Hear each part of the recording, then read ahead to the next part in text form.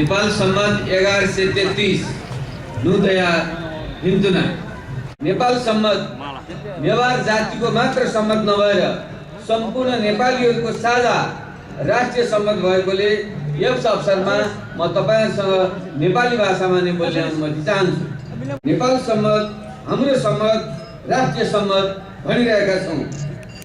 नेपाल सम्मतको सांस्कृतिक र ऐतिहासिक पक्ष विशिष्ट छ, यद्यपि विगतको राज्य सत्ताको गलत नीतिका कारण यसमा धेरै उतार चढाव रहे। यस सम्मतको महत्तालाई उजागर गर्दै यस बिन्दुसम्म ल्याइ पुर्याउनमा काठमाडौँ उपत्यकाका तपाई नेवार समुदायको विशेष योगदान रहेको छ र त्यसको निम्ति म तपाईहरुलाई हार्दिक धन्यवाद तथा बधाई ज्ञापन गर्न चाहन्छु। विशेष सम्मतको संवर्धन, संरक्षण र प्रयोगका सन्दर्भमा गत वर्ष मेरै नेतृत्वको सरकारको गठन आदेशबाट आदरणीय पद्मरत्न तुलाधरज्यूको संयोजकत्वमा बनेको प्रतिवेदन तयार भइसकेको छ र त्यस आयोगबाट सिफारिस गरिएका सुझावहरू कार्यान्वयन गरिने कुरा म यहाँ प्रतिबद्धता व्यक्त गर्न चाहन्छु। म प्रधानमन्त्रीको हैसियतले प्रयोग गर्ने मेरा सम्पूर्ण पत्राचारमा नेपाल सम्मत अंकित गर्ने कुरा तपाईहरुलाई जानकारी गराउन चाहन्छु। साथै अन्य कुन क्षेत्रमा यसको प्रयोग गर्न सकिन्छ त्यहाँ पनि क्रमशः प्रयोग गर्नका लागि म प्रयत्नशील रहनेछु। साथै यस ऐतिहासिक पक्षको थप अध्ययन अनुसन्धान गर्ने एउटा राष्ट्रिय स्तरको प्रतिष्ठान गठन गर्नेतर्फ अविलम्ब सरकारी कारबाही अगाडि बढाइने कुरामा पनि म वचनबद्धता व्यक्त गर्छु।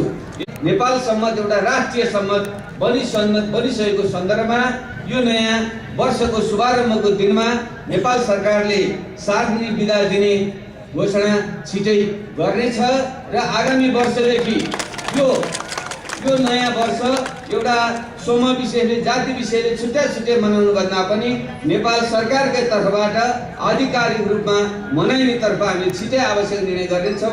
यो विश्वास म तपाईहरुलाई दिलाउन चाहन्छु।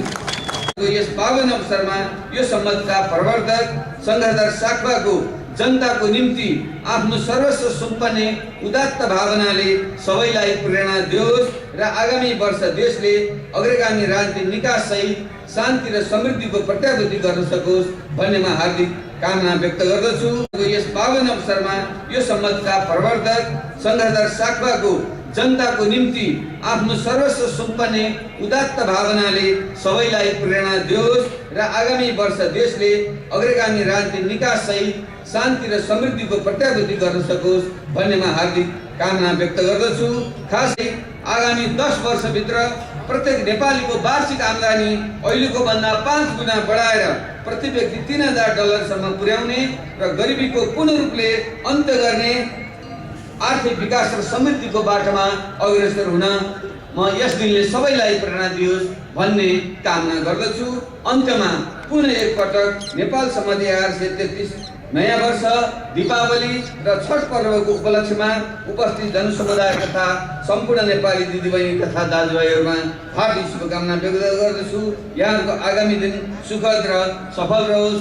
नुदया हिन्दुना।